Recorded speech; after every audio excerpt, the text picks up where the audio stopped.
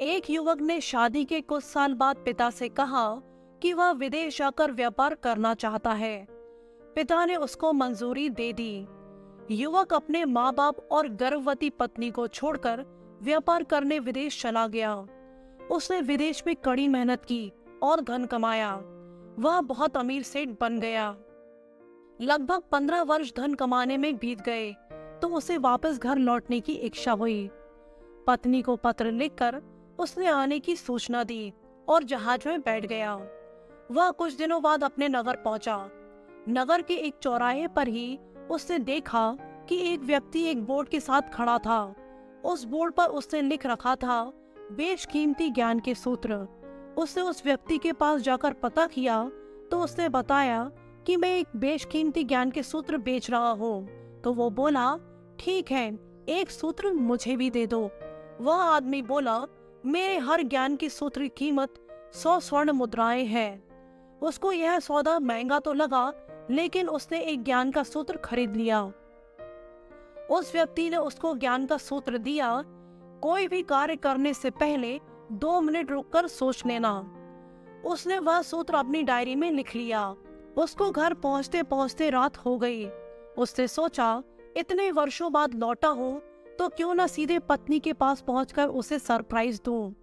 घर के चौकीदारों को इशारे से अंदर कुछ भी कहने से मना कर दिया और सीधे पत्नी कमरे में पहुंच गया। वहां का नजारा देखकर वह चौंक गया। उसने देखा कि उसकी पत्नी के साथ एक युवक सोया हुआ था।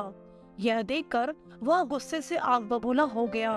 वह सोचने लगा कि मैं परदेश में उसकी चिंता करता रहा और यहाँ अन्य पुरुष के साथ सो रही है।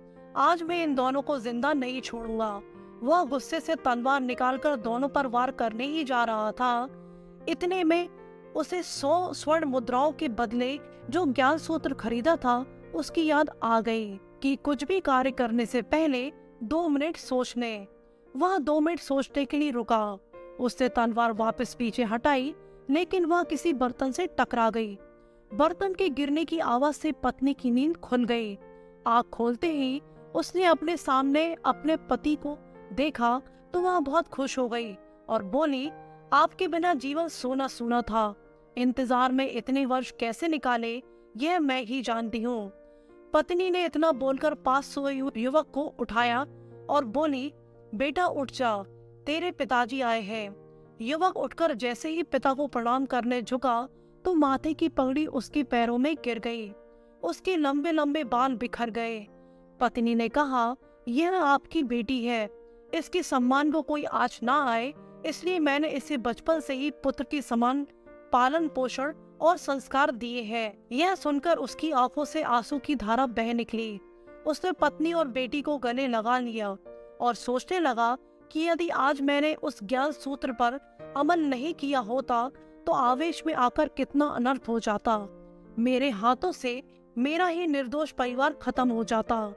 तो दोस्तों, हमें इस कहानी से यही शिक्षा मिलती है कि जल्दबाजी में आकर कोई भी निर्णय ना लें, क्योंकि जब हम आवेश में होते हैं तो हमें अच्छी बुरे का ख्याल नहीं रहता है। इसलिए गुस्सा होने की स्थिति में कोई भी निर्णय ना लें। कुछ देर रुकें और दिमाग ठंडा होने दें और फिर सोचें कि क्या सही है और क्या गलत।